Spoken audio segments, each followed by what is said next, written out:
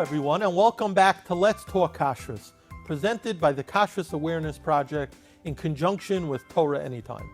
Today I am privileged to be joined by Rabbi Moshe Kaufman of the KVH in New England. Thank you, Rabbi Kaufman, for being here today. Thank you for having me. An exciting topic we're here to talk about today is sushi. Now, sushi typically people buy in either in restaurants or even today in pizza stores. They have their own sushi chef. And you can't be a kosher pizza shop without sushi? Is that the case? Yeah. Something like that. People go to parlor meetings. They're serving sushi. Weddings. It's we would call ubiquitous. Wherever you go, there's sushi. And I know that you have unique insight into how sushi has evolved, whereas maybe years ago it was kind of scarce. It was more of a specialty item, and today it's literally it's all over the place, and people have their own sushi chefs and things of that sort. So talk about your perspective on this particular topic. Sure. So sushi was, I think we all know, was originally a Japanese maichel. Japanese, classic Japanese food that people brought over and like, wow, if we can eat the fish raw, why cook it? Save some time.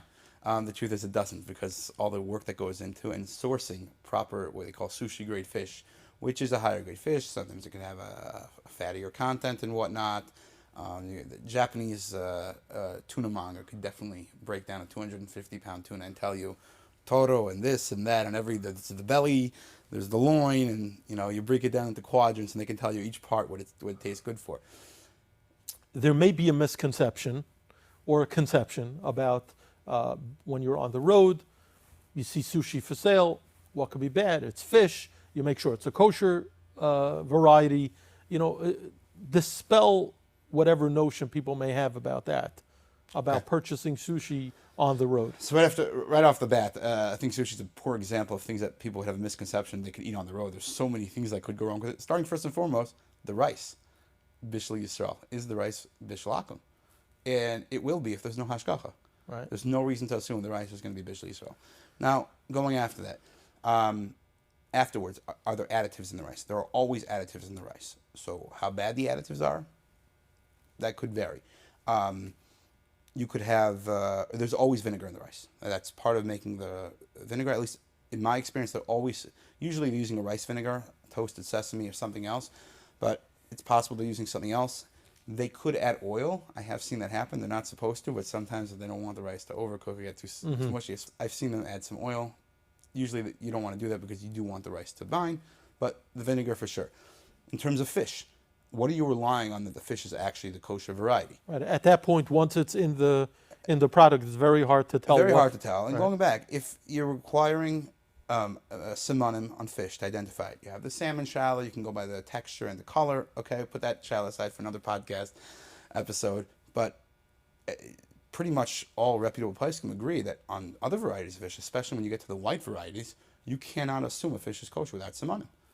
And that's something you're not going to have in there. Going furthermore, if there's more cooked varieties, so now if they're frying it, if you're getting a tempura roll, so maybe they'll say, well, no one's assuming that, but if you're getting a tempura roll, that's going in the same fryer where treif went. Sure, that's 100% treif. So, like you said, the question is almost ridiculous. Yeah. If someone asks about fruit juice or cut fruit, we could have a different discussion about that. But, or bottled water. Yeah. That's one thing. But to talk about buying sushi on the road without hashgacha should be out of the question. So definitely. Thank you for clarifying that. Breaking down the conversation about sushi into several parts, you have the practical halacha shilas in terms of bishul yisrael, when it's not raw. You have how it relates to bishul yisrael. You have the Shabbos shilas. Can you roll sushi on Shabbos? You want to bring that in. And then you have the practical standard kosher stuff is traditional sushi has a lot of non-kosher fish. And even when you have the kosher fish, does it have simanim and whatnot? So there's various components to discuss. We can jump into the Shabbos one because let's talk about how a sushi roll is assembled. And there are different types of sushi rolls. I forget all the correct terminology. There's a lot of different Japanese terminology. The rice on the outside, the seaweed on the outside. Then there's what they call the hand rolls, which is more like a seaweed cone that they kind of stuff it, which is probably less of a Shabbos shallow because it's kind of just like stuffing a salad into a seaweed cone. Sealing the seaweed with water because they use water as a lubricant to seal it. So there's various shallows. it's discussed a lot in place, and we definitely don't have enough time. Rabbi Moshe Weiss has some beautiful chuvas on this. I think there are places going to disagree with him. Ultimately, he comes out, he believes sushi is usher to make on Shabbos, mishum boine. He compares it to megabin. Bringing the Pnei Shua over there, and Magen Avram, how the steer and the Rambam, in terms of megabin, way beyond the scope of a 10 to 20 minute podcast that you could do a shear just on each nitty-gritty part of that. Wow. Ultimately, I believe Rosh Weiss comes out that it's usher to make sushi on Shabbos. I did check Rabbi Forsheimer, the Paisik for KCL here in Lakewood, paskins that it is mutter to make sushi on Shabbos if it's for immediate consumption. A lot of it's based off, is it doimit to megabin, is it not for megabin? Pnei Yeshua uses a lashon that has to be for Zman Rav, for megabin. Is it such a prevalent shaila as far as caterers and people consuming sushi, or meaning if I'm going to an event and I see sushi there at a Shabbos event, am I assuming that it's under the supervision of the Kashrus agency that's certifying that event, and that therefore it's not a problem? It's an avil if it's not. To have a hashgacha at an event, and I've asked this to people. Imagine recently someone came to us and asked us to, just in general, they want to do an event at a fancy place. They don't really need kosher. They need kosher for some people. They want to do the reception kosher and the dinner they want it catered in-house at this fancy venue, treif. So let's say you have a customer doing their due diligence that is the place under hashgacha. Yeah, here's an event certificate. Oh, by the way, it says only reception, not dinner. Right. Read it carefully. And then, is there mashgiach? Yeah, the mashgiach neglects to tell them, I'm only here until dinner. By the way, these things do happen. In fact, a sushi story that was made famous by this podcast, of a Motzei Shabbos event where a diligent Rav had gone to an event, saw a huge, what we'd call like a sushi display, sushi station, and the sushi was so fresh that he couldn't understand how it was produced so quickly. Turns out that it was made by a Goyish sushi maker on Shabbos. So that's the issue with the hashgacha. Yeah, no, because it doesn't have to be that way. The point is that event did not have hashgacha. That's a problem in general. That doesn't have to be sushi. Right. But that doesn't have to be sushi. What if there's a mixology happening over there? Right. That doesn't. Same there are issue. different issues. That has not. But to make that about sushi is incorrect. I believe it's not about sushi. You can have beautiful sushi displays right after Shabbos. There are caterers who do it. I don't want to name names. There's a well-known sushi person from Person. He has many sushi places all over, and they have under proper hashgacha. He has his local places under the local hashgachas. He has a commissary, and there's a mahalach. There's a way. There's a methodology to cooking rice before Shabbos and keeping it fresh for Shabbos and for immediately after Shabbos. There's a mahalach for it. So you point out there's sushi. It could have been a mixology. It could have been a bar. There are events that are under proper hashgacha, and you go, the bar's not. There's treif at the bar. Now, I don't mean sherry cast. There's cognac at the bar.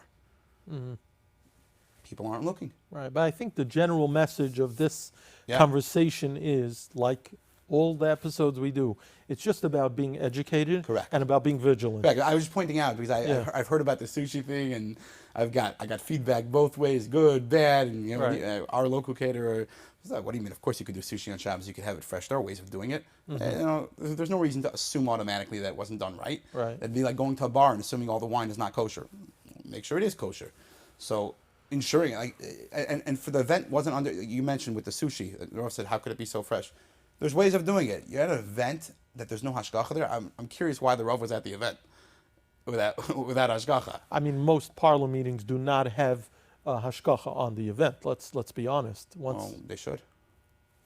Okay. Right. Again, because of that issue, it could have been something else. It didn't have to be sushi. Now, sticking to sushi strictly, because that's what we're talking about. Yeah. You said outside of Shabbos, they brought in clearly a non-Jewish sushi vendor for that event. Correct. Right. I think that Sushi right Agents. away. So, people have Sushi Agents, right? This was very prevalent before we had big exclusive kosher sushi professionals who hired sushi professionals, Asians and whatnot. There's a lot of Latino people who are also very good at making sushi. It doesn't have to be Asians.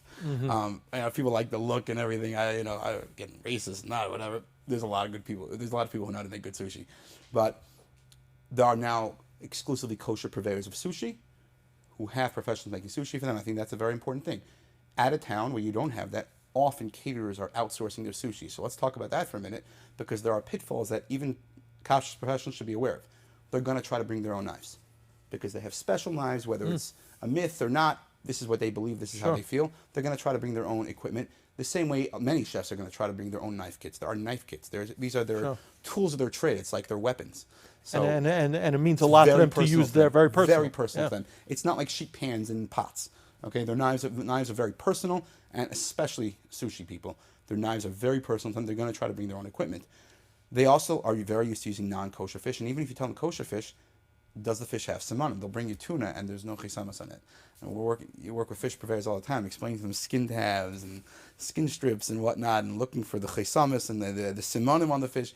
These are important things. So verifying all the equipment they bring in, and maybe you're koshering some of it, or ensuring that they have access to kosher. Because I could say this even for kosher professionals. If they're going to show up with their own equipment, you're going to stop them from using it, but you don't have equipment for them, now you have a problem.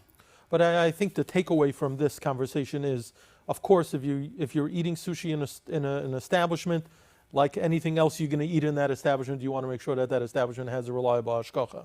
If you're going to an event on Shabbos, any other time, and you see sushi being served, you want to find out what hashgacha the sushi was produced under, and if the event doesn't have a hashgacha, that itself, like you said, is in your eyes a tremendous red flag. Yeah.